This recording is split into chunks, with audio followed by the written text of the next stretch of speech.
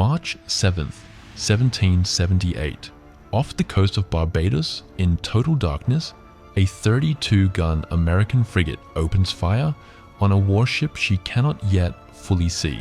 Her crew cannot judge the true size of the enemy closing in on them. Then, through the smoke and the dark, the truth becomes clear. 64 guns, twice her gun count, a far heavier broadside. Within the hour, one of these ships will vanish in a single flash of light. Before the United States had even declared independence, its Congress made a decision that bordered on reckless.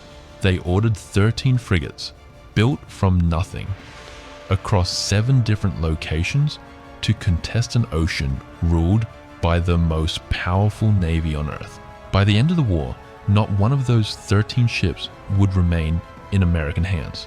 This is the story of how and why a young nation built a fleet it knew it might lose completely. By October 1775, Congress had already authorized its first national warships, a handful of converted merchant vessels. It wasn't naval experience the colonies lacked. Privateers, fishermen, and merchant captains knew the Atlantic well. What they didn't have was a powerful, unified fleet capable of meeting the Royal Navy in open battle. A force with hundreds of warships, global reach, and overwhelming superiority in American waters. Then, on December 13, 1775, Congress approved something far more ambitious: 13 purpose-built frigates, the largest naval construction program the colonies had ever attempted. One of those 13 was named Randolph, a 32-gun frigate designed by Joshua Humphreys, a Philadelphia shipbuilder who knew exactly how to build a fast, dangerous cruiser.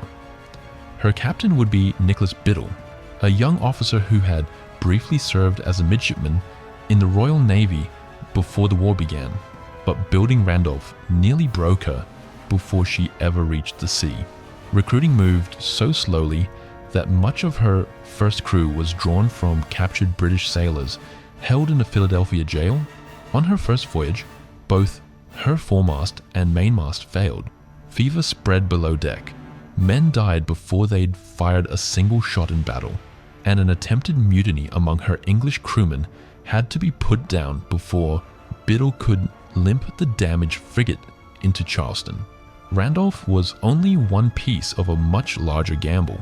13 frigates were rising at once, scattered across 7 shipbuilding locations in Massachusetts, Rhode Island, New York, Pennsylvania, New Hampshire, Connecticut, and Maryland. There was no central naval dockyard, no single design office, just local shipwrights working with whatever timber, iron, and rope they could find, racing the calendar and racing British ships already tightening their blockade along the coast. Command of the new Continental Navy fell to Essex Hopkins, but these 13 ships were never built to sail as one fleet. They would launch at different times, in different years, and some would never complete a single voyage at all. The losses began before some of these ships ever fired a shot. At Poughkeepsie, the unfinished frigates Congress and Montgomery were burned in October 1777 to keep them from British hands. On the Delaware, Washington, and Effingham were deliberately scuttled that same November by their own crews. Effingham was later razed by the British and burned to the waterline. 4 ships gone. Most of them had never even left the rivers where they were built. The ones that reached open water fared little better. Hancock, one of the finest frigates in the fleet, was captured in 1777 and turned into a British warship, HMS Iris, now flying the enemy's colors.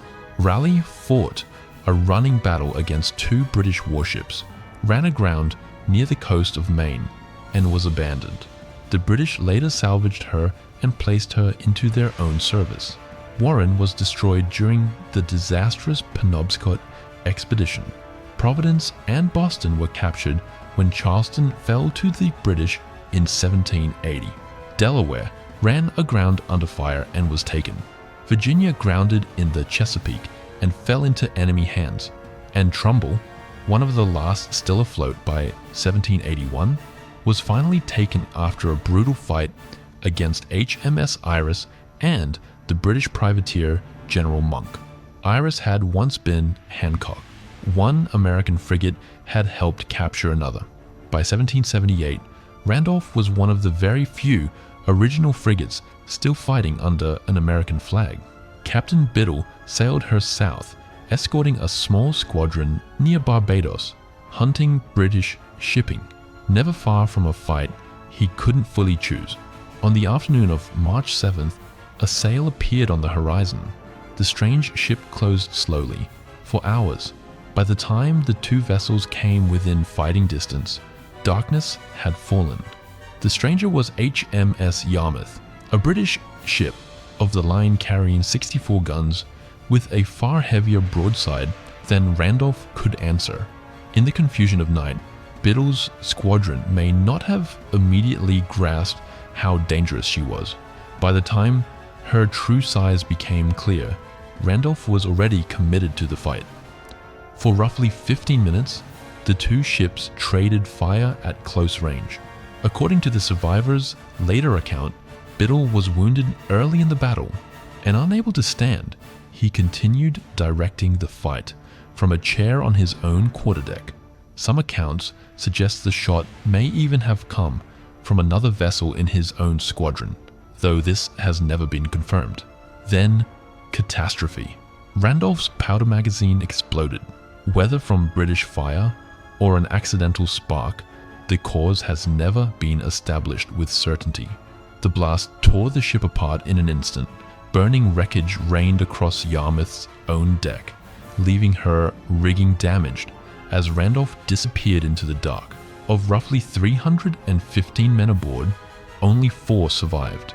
5 days later, they were found, clinging to a makeshift raft, adrift in the open Atlantic. By late 1781, none of the original 13 frigates remained in American hands. Everyone had been captured, burned, scuttled, grounded, or destroyed.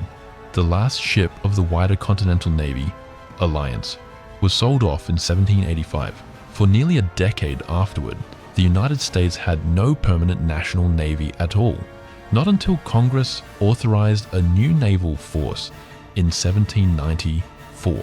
On paper, the 13 frigate program had failed completely. The 13 frigates never broke British naval supremacy. That final blow at sea would come from France, when Admiral de Grasse's fleet closed the Chesapeake in 1781 and cut off Cornwallis from rescue, making the victory at Yorktown possible. But the 13 frigates proved something else.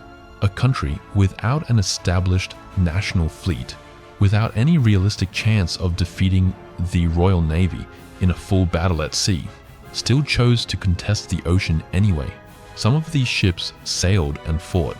Others were trapped before they ever reached open water. Some were captured in battle. Others were scuttled by the very people who built them, rather than let the enemy take them whole. They did not create an unbroken navy. They became something more fragile and, in its own way, more remarkable. America's first costly experiment in a lesson the new republic could never afford to forget. Independence could not be defended on land alone. The ships disappeared. The idea did not.